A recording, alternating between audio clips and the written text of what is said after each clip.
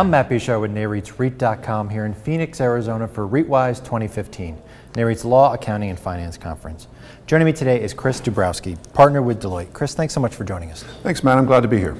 Now, could you start by telling us how companies are preparing for the new revenue recognition standard? What I've been telling our clients is, first of all, you got to read it. It's 700 pages long. You don't have to read the whole thing, but somebody in the organization has to read it. And then I'm asking people to sort of, as they do real estate transactions today, think about whether the new guidance would impact them in any way. Whenever you read guidance, it's hard to sort of understand until you start applying it to actual transactions. Then I'm also telling people, think about the different ways you recognize revenue within a REIT. Obviously you have sales of real estate, but there's other kinds of revenues, and just sort of think about whether those might be impacted. Generally though, I think we're not going to have a huge impact in the REIT world by this new standard.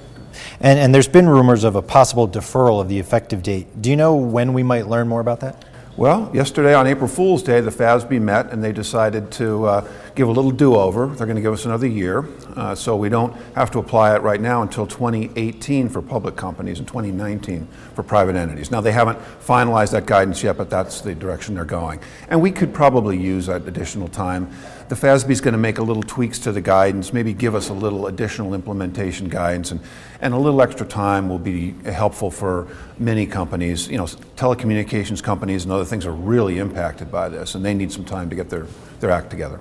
And sticking with FASB, there's a new project on its agenda clarifying the definition of a business. NAREIT's been actively engaged in this project for some time. Can you tell us what the problem this project is attempting to solve and how it could impact REITs? This is an important one for real estate and for REITs because the FASB's rules are inconsistent. When you buy a piece of operating real estate, it's considered to be a business combination. If you buy a piece of empty real estate, it's considered to be an asset acquisition. The accounting is a little bit different for those in a couple of subtle ways, including whether you can capitalize the transaction costs.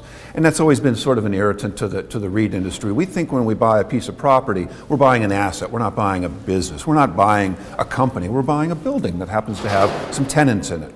So they're trying to straighten that out. And another aspect of that that's important to the REIT industry is they're going to figure out how to handle partial sales of real estate. Because right now when you sell real estate, you don't use business rules, even though you use business rules when you bought it. You use asset rules when you dispose of it. And that becomes important in the case of a partial sale, because when you have a partial sale of a business, you recognize profit on the part you sold, and you take your retained interest and you mark it to market. So you effectively get 100% of the gain. When you have a partial sale of an asset, you only recognize gain on the part that you sold. The part that you retain stays on your books at cost. So again, an inconsistency and we have a lot of partial sales in real estate. That can make a big difference in how you recognize your profit. Thank you so much for joining us. Thank you. For more on this and other REIT news and analysis, be sure to visit REIT.com.